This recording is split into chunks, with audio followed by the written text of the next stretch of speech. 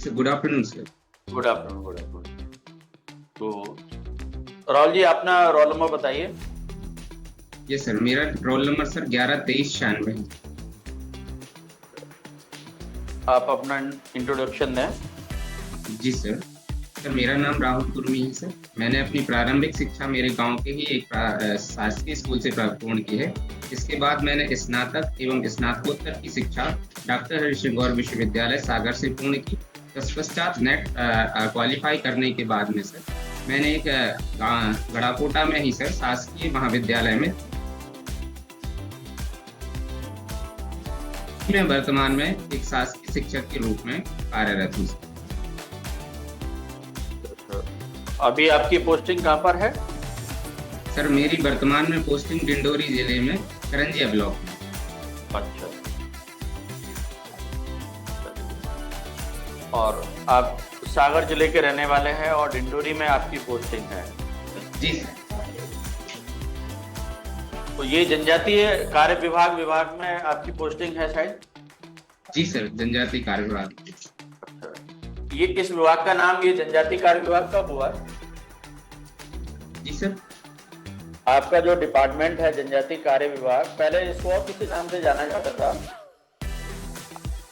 हाँ सर, जाना जाता था और इसका फिर अलग से निर्माण किया गया जनजातीय भाई बहनों के वेलफेयर के लिए और उनसे चलने वाली योजनाओं को चलाने के लिए किया गया था इसका सेपरेशन। ये कब बना इस विभाग का नाम, ये कब हुआ जनजातीय कार्य विभाग? सर ये सर मैं रिकॉल नहीं कर पा रहा हूँ, सॉरी। अच्छा, जिस एरिया में आप यानी कि अभी पदस्थ हैं डिंडोरी क्षेत्र में, तो वहां पर यानी कि मुख्य रूप से कौन कौन सी जनजातियां हैं? सर मुख्य रूप से तो वहाँ पर गौंड जनजाति और बैगा जनजाति और पनिका जनजाति देखने को मिलती है। तो जो आपकी बैगा जनजाति है वो जनजाति की आपकी जो आर्थिक स्थिति है या आर्थिक क्रियाएं हैं वो क्या क्या है वहाँ पर? सर प्रश्न सुन नहीं पाया सर। बैगा जनजाति की जो उस क्षेत्र में निवास करती हैं वहाँ की प्रमुख रूप से आर्थिक क्रियाएं या उनके जीविकोपार्जन का मुख्य साधन क्या है? जी सर। सर मुख्य रूप से जो आर्थिक उपार्जन वो करते हैं सर, अभी भी उनका निवास जंगलों के नजदीक हुआ करता है। तो मुख्य आर्थिक क्रिया उनकी निर्भर है जो, या उनका जीविका उपार्जन की जो मुख्य आय है सर वो जंगलों पर निर्भर है, जिसमें महुआ का पेड़ जो मुख्य है या बांस का पेड़ है, ये मुख्य क्रियाएं करते हैं। कुछ बैगा जो अभी थोड़े से सर समृद्ध हुए हैं, जानकार हुए हैं सर, वो छोटी मोटी कृषि भी करने लगे हैं, लेकिन अभी भी सर कृषि करते हैं बहुत ही पुराने तरीके से और पुराने उपकरणों की मदद से करते हैं, तो उतनी आधुनिक कृषि अभी सर वो नहीं करते। अच्छा, उनके यहाँ जो शिफ्टिंग कल्टीवेशन होता है ना कि आपका जो स्थानांतरित कृषि। जी सर। तो क्या बोलते हैं वो लोग वहाँ पर, क्या नाम देते हैं उसको? सर चिमाता कृषि कहा जाता है वहाँ पर। और वो उसमें सर पेड़ को काट के सर उसमें आग लगा के और जो जमीन को उपजाऊ बनाते हैं और फिर जब उसकी उपज खत्म हो जाती है तो अगली जगह सर उसकी खेती करते हैं। अच्छा, भील जनजाति में इसको क्या बोलते हैं? सर भील जनजाति में सर मैं याद नहीं कर पा रहा हूँ सर। जो आपने नाम लिया ना वो भीलों में बोला जाता है। इनमें दीपा और दैया कहा जाता है शिफ्टिंग कल्टीवेशन को। यस सर, सॉरी सर, थोड़ी सी आवाज ब्रेक हो गई। मतलब आपने जो बोला ना चीमा कहा जाता है ना? जी सर। ये भीलों में कहा जाता है चिमाता, चीमा, और इन लोगों में दैया इसको कहा जाता है बेवार बेगा में। जी सर, सॉरी। चलिए कोई बात नहीं। अच्छा, ये बताइए आपको की जो हॉबी है गौ सेवा करना है ना? जी सर। जी सर। तो ये अभी एमपी गवर्नमेंट ने कोई डिसीजन लिया है इसमें गौशाला के लिए, तो आप बता सकते हैं?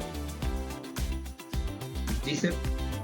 मध्य सरकार के द्वारा गौशालाओं के लिए कुछ नया अभी डिसीजन लिया गया है, तो आप बता सकते हैं क्या लिया गया? हाँ सर, अभी मध्य प्रदेश सरकार ने जो गौशालाओं के लिए सर एक केंद्र के रूप में स्थापित करने के लिए डिसीजन लिया है, जो रोजगार और आर्थिक केंद्र के रूप में और हमारी संस्कृति के केंद्र के रूप में स्थापित हो सके। सर मैं थोड़ा सा एग्जैक्ट वो नहीं शब्द नहीं चुन पा रहा हूँ बताने के लिए सर। कोई बात नहीं। अच्छा, ये बताइए कि इंडिया में एकमात्र गौ अभयारण्य यानी कि नेशनल वो क्या आपका सेंचुरी कहाँ पर है? काऊ सेंचुरी? माफ कीजिए सर, मैंने इस बारे में नहीं सुना है मध्य प्रदेश में ही है आपके? सर। नहीं सर, नहीं सुना है सर, सॉरी सर। चलिए कोई बात नहीं। ये गौ माताओं की आजकल ये स्थिति क्यों है कि बहुत ज्यादा उपेक्षित हैं? जी सर, ये बहुत बड़ी सर समस्या और प्रमुख समस्या सर मुझे देखने को मिलती है। आज हम देखते हैं कि सड़कों पर गाय किसी भी स्थिति में, इसका सर मुख्य कारण जो मुझे देखने को मिलता है कि गाय जब तक आपको आर्थिक रूप से उपयोगी है तब तक तो आप उसकी सेवा कर रहे हैं, जो भी जिन किसान बंधुओं के पास में है या जिन परिवारों ने गाय को पाल रखा है। और जब उसकी रूप में लावारिस रूप में छोड़ दिया जाता है, एक नैतिक जिम्मेदारी लोगों ने समझना बंद कर दिया है। और एक और मुख्य कारण है सर इसमें कि पहले जो गाय से बछड़ा होता था उससे जो बैल बनता था सर, वो कृषि में उपयोगी हुआ करता था। लेकिन आज पूरी कृषि जो है सर आधुनिक ट्रैक्टर वगैरह के माध्यम से होने लगी है, तो वो बछड़ा अनुपयोगी हो गया है, तो उसको भी लोग छोड़ देते हैं जो पहले पाला करते थे।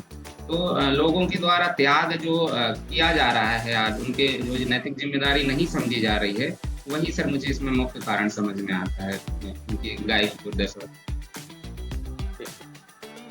टैक्स कितने प्रकार के होते हैं? सर मुख्यतः टैक्स दो प्रकार के होते हैं सर, एक डायरेक्ट टैक्स और इनडायरेक्ट टैक्स। इनमें इनडायरेक्ट टैक्स ज्यादा होते हैं, डायरेक्ट ज्यादा होते हैं? सर थोड़ी आवाज ब्रेक हो गई। मतलब टैक्स का जो संख्या है वो डायरेक्ट में ज्यादा है कि इनडायरेक्ट में ज्यादा है इंडिया में? सर डायरेक्ट टैक्स पेयर्स ज्यादा हैं, लगभग 8 करोड़ के करीब सर डायरेक्ट टैक्स पेयर हैं, और 1.25 करोड़ के करीब सर जो हैं इनडायरेक्ट टैक्स पेयर्स हैं, जो जीएसटी में रजिस्टर्ड लोग हैं। कॉर्पोरेट टैक्स क्या होता है?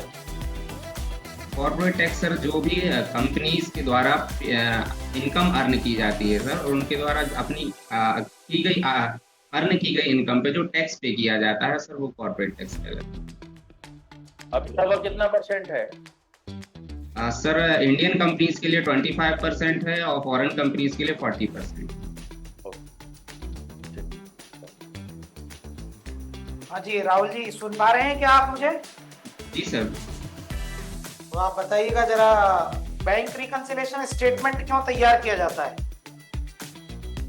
बैंक रिकंसिलिएशन स्टेटमेंट तैयार करने का सर, जो बैंक की पासबुक होती है और हमारे यहाँ जो हम कैश बुक तैयार करते हैं, उन दोनों के जब बैलेंस में कोई डिफरेंस क्रिएट होता है तो उसको मैच करने के लिए हम बैंक रिकंसिलिएशन स्टेटमेंट प्रिपेयर करते हैं। हाई पावर्ड मनी क्या होती है?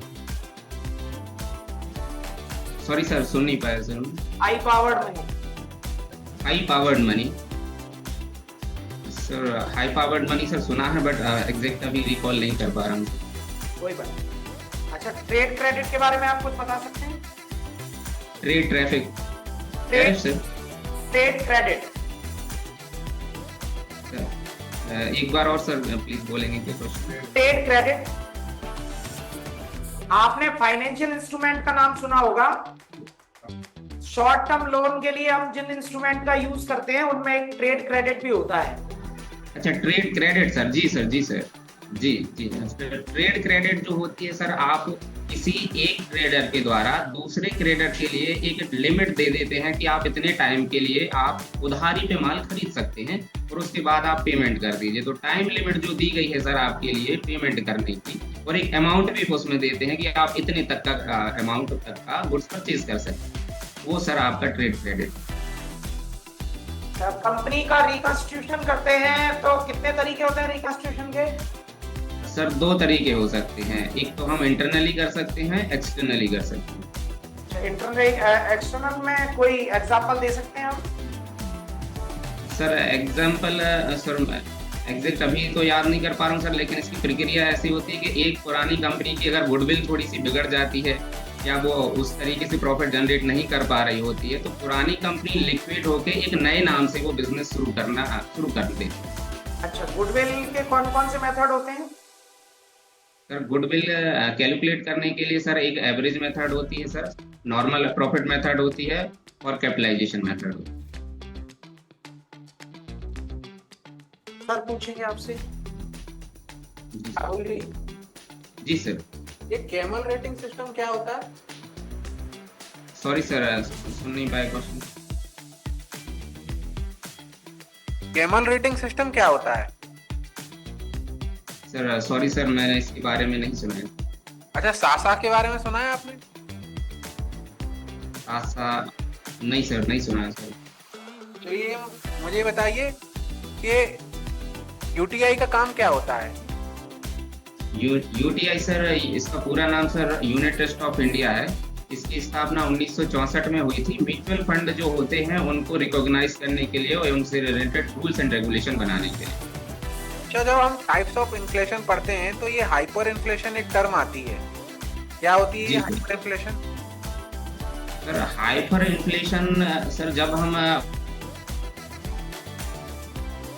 प्राइजेस और वेजिटेबल प्राइजेस भी इंक्लूड कर लेते हैं तो उस टर्म को सर हम हाइपर इन्फ्लेशन कहते हैं। इसको कंट्रोल करने के लिए कोई टूल है? सर उसको कंट्रोल करने के लिए नॉर्मली तो सर ये है कि अगर आप वेजिटेबल्स वगैरह के लिए करना चाह रहे हैं तो गवर्नमेंट इसके प्रयास कर रही है कि कुछ योजनाएं ला रही है, जैसे कोल्ड हाउस बनाना, जिससे आप सब्जियों को प्रिजर्व कर सकें और शॉर्ट टर्म में जब उनकी प्राइसेस बढ़ती हैं तो उन्हें बाजार में ला के उन प्राइसेस को नॉर्मल कर सकें। अच्छा, ये एनबीएफसी क्या होते हैं? इसका सर पूरा नाम होता है non banking financial corporations companies sir. ये इनके पास बैंकिंग लाइसेंस ना होते हुए भी ये बैंकिंग की जैसी सुविधाएं देते हैं। जैसे ये प्रोजेक्ट को फाइनेंस करते हैं, सर ये बैंकिंग प्रोडक्ट फाइनेंस करते हैं, सॉरी सर। ये जैसे कि मैं इसका एग्जांपल देना चाहूँगा आपको सर, जैसे मर्चेंट बैंकिंग हो गया सर। तो मर्चेंट बैंकर कोई कंपनी शुरू हो रही है तो उसकी पूरी की पूरी प्रोसेस कैसे होगी, उसको क्या डॉक्यूमेंटेशन होने वाले हैं और उसको शेयर मार्केट से वो पैसे अरेंज करेगी, अंडर राइटर कैसे उसको अपॉइंट करना है, ये सारी सर्विसेज देने का काम करते हैं। मतलब ये सर एक्सेप्ट बस नहीं करते हैं पैसे, बाकी सारी फाइनेंशियल सर्विसेज देते हैं।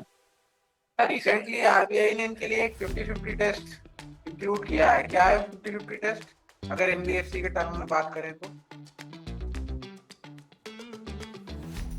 जो उनकी प्रिंसिपल एक्टिविटी है सर, जो जिससे वो पैसा अर्न कर रहे होते हैं, जो उनकी मेन सर्विस होती है, उससे उनकी जो ऑपरेटिंग इनकम होनी चाहिए वो 50% से ज्यादा होनी चाहिए, तभी हम उनको एनबीएफसी की कैटेगरी में मानते हैं। अब आपसे लेते हैं सर।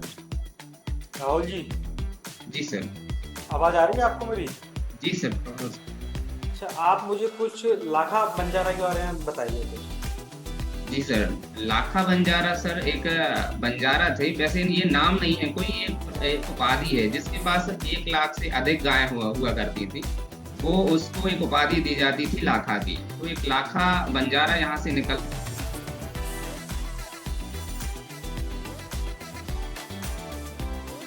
गायों के जो पानी है सर, महिलाएं भर रही थी पानी, और एक बहुत अच्छी कहावत प्रचलित थी। वो कहावत बोलते जा रही थी कि भौरा तेरा पानी गजब कर जाए, गगरी ना फूटे चाहे खसम मर जाए। तो उन्होंने इम्पोर्टेंस समझा वहाँ का सर कि कितना पानी इम्पोर्टेंट है इन लोगों के लिए, कि खसम भी मतलब हस्बैंड भी उससे भी ज्यादा इम्पोर्टेंट है। एक महिला के लिए हस्बैंड से मुख्य ज्यादा कुछ नहीं होता है सर। तो उन्होंने कहा इसकी व्यवस्था करनी चाहिए मुझे इनके लिए पानी की। तो उन्होंने एक बहुत सुंदर तालाब का निर्माण करवाया था, इसीलिए उसका नाम सर लाखा बंजारा झील है, जिसके किनारे सागर शहर की स्थापना। अब अपने सब्जेक्ट की बात करते हैं। आप मुझे ये बताइए, व्हाट इज फिस्कल ड्रैग, ये क्या होता है? फिस्कल सर क्या? Drag, trap sir. Drag DRAG, fiscal drag, ये क्या होता है? ट्रैप, सॉरी सर, मैंने सर नहीं सुना है इसके बारे में। चलिए कोई बात नहीं। अच्छा, what is bank run? Bank sir? Bank run, sorry sir, ये भी शब्द नहीं सुना है सर। वो टर्म सुनाई दिया ना, बैंक रन। थोड़ी आवाज सर ब्रेक हो गई। What is bank run? RUN run, what is bank run? Bank run जी, सर, ये टर्म मैंने नहीं सुना है सर, प्रॉपर नहीं सुना है, मतलब रिकॉल नहीं कर पा रहा हूँ सर। चलिए कोई बात नहीं। अच्छा, इकोनॉमी में हमारे जो मनी सप्लाई होती है उसमें कितने टाइप के मनी होते हैं? सर इसमें मनी सप्लाई मेजरमेंट में जब हम देखते हैं तो M1, M2, M3 और M4 देखते हैं। और कुछ M0 करके भी होता है कुछ? सर नहीं सुना है सर, सॉरी सर। अच्छा चलिए, आप हमें ना बिल्कुल आसान भाषा में समझाइए क्या है ये M1 M2 M3 M4। मान लीजिए आपका ये बोर्ड टीचिंग का टेस्ट है। जी सर। तो सर M1 जो हमारे देश में होती है सर, ये मेजरमेंट ऑफ सप्लाई होता है मनी का, कि एक पॉइंट ऑफ टाइम पे किसी भी देश में कितनी करेंसी अवेलेबल है। तो 4 टूल या 4 मेजरमेंट है। पहला मेजरमेंट इसका ये है कि हम M1 से मेजर कर सकते हैं। M1 में हमारे आते हैं जो भी कॉइन एंड नोट करेंसीज जो भी सर्कुलेट हो रही हैं आपकी सर, वो आती हैं। हमारे जो भी डिमांड डिपॉजिट्स बैंक के साथ पड़े हुए हैं सर, वो आते हैं। And other deposits with RBI जो है, इन तीनों को हम इंक्लूड कर सर M2 होता है।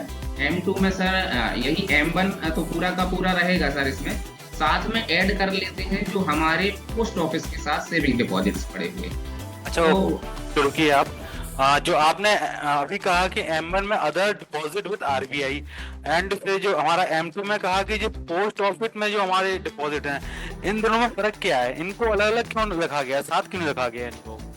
आपके हिसाब से क्या होना चाहिए?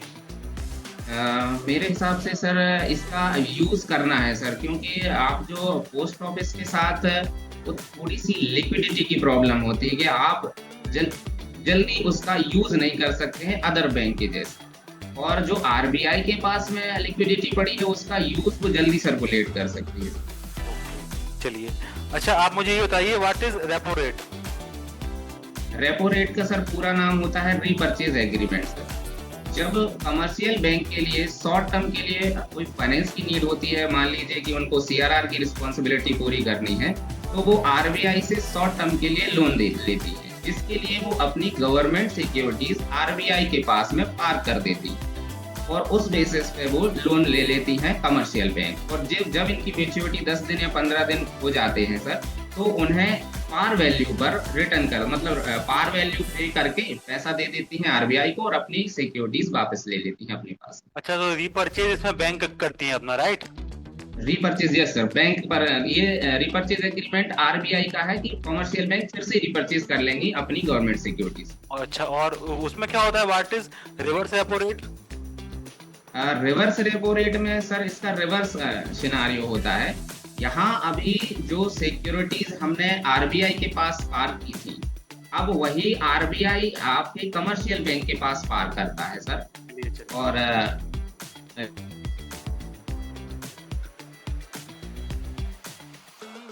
अच्छा चलिए, आप ना ये MBA किया हुआ है? जी सर। आपका मार्केटिंग सब्जेक्ट था क्या आपका? मार्केटिंग तो नहीं था सर, बट मैंने पढ़ा हुआ है सर। अच्छा चलिए, आप मुझे एक सवाल बताइए, एक अपना इंस्टीट्यूट है दृष्टि IAS। जी सर। अभी आजकल उसके बेचने की बात हो रही है, ठीक है? आप मुझे बताइए, अगर जो वहाँ जो डायरेक्टर हैं जिनके नाम पे चल रहा है इंस्टीट्यूट, अगर वो हट जाते हैं तो इसकी मार्केटिंग का भी फर्क पड़ेगा क्या? और ये किस टाइप की मार्केटिंग है इसकी? सर ये तो मैं गुडविल से अगर इसको जोड़ूं सर, तो मुझे समझ में आता है कि ये डॉग टाइप की गुडविल है, क्योंकि अब डायरेक्टर ने ही उस इंस्टीट्यूट को बनाया है और क्वालिटी मेंटेन कर रखी थी उसकी। अब डायरेक्टर हटते हैं तो डेफिनेटली उसकी वैल्यू पर फर्क पड़ता है, लेकिन अगर इसका मर्जर किसी और बेहतर गुडविल वाली कंपनी के साथ हो रहा है तो बेनिफिट मिलेगा और दृष्टि का डाइवर्सिफिकेशन हो जाएगा। और ये कह सकते हैं कि जो उत्कर्ष का आप देखते हैं सर, छोटी सिटियों में टीयर 2 टीयर 3 में अच्छा परफॉर्मेंस देखने को मिलता है हमें, वो अभी दृष्टि का टीयर 1 में ही ज्यादा देखने को मिलता है। तो इस दृष्टि की पहुंच टीयर 1 से लेकर टीयर 3 तक पहुंच जाएगी। ओके, चलिए मेरा आखिरी सवाल है आपसे, ये बताइए, व्हाट इज हुंडी? हुंडी क्या होती है? हुंडी सर प्राचीन काल में चलती थी। ये एक प्रकार के चेक समझ लीजिए, आप बिल्स समझ लीजिए, जो उधार माल खरीदने के काम आते थे। जो एक व्यापारी को जब दूसरे व्यापारी से कुछ माल खरीदना होता था सर, तो हुंडी दे दी जाती, हुंडी लिख दी जाती थी, और उसमें एक म्यादी हुंडी भी होती थी, एक दर्शनी हुंडी होती थी। तो म्यादी हुंडी का पेमेंट जब होता था सर, तो उसमें आप एक टाइम पीरियड के बाद उसका पेमेंट, जैसे मैंने आज से 3 महीने के बाद पेमेंट लिख दिया, मैंने आपसे मान लीजिए सर माल खरीदा है, तो मैं एक हुंडी लिखूंगा उस पर और मैं साइन करूंगा, एक्सेप्ट करूंगा, और आप उस 3 महीने के टाइम पीरियड के बाद मैं आपको पेमेंट उसकी कर दूंगा। वो नेगोशिएट भी हो जाती थी, बहुत अच्छी बात थी। हमारे भारतीय ज्ञान परंपरा की एक अच्छी चीज है कि सर इतने एडवांस हम पहले भी थे जो वी आर हम आज। अच्छा, आप ये एक हुंडी और होती है सहयोग हुंडी, वो क्या होती है? सर जो नहीं सुना है सर, सॉरी सर, मैं इस बारे में नहीं पढ़ा है सर। चलिए मैं पढ़ने का प्रयास करूंगा सर। चलिए, मेरा आखिरी सवाल है आपसे, वो जो थी ना जी। बात, वो एक बार और सुना दीजिए जरा। जी सर, वो ये थी सर कि भौरा तेरो पानी गजब कर जाए, गगरी ना फूटे चाहे खसम मर जाए। बहुत बढ़िया। राहुल जी, आपका बहुत बढ़िया है और मैं उम्मीद ये करता हूँ कि आपका वहाँ पर भी एक्सीलेंस ही रहेगा। और हम यहाँ पर भी जो हमारी कैटेगरी देते हैं नाम, उसमें 4 हैं, तो उसमें एक्सीलेंस कैटेगरी में आपका आता है।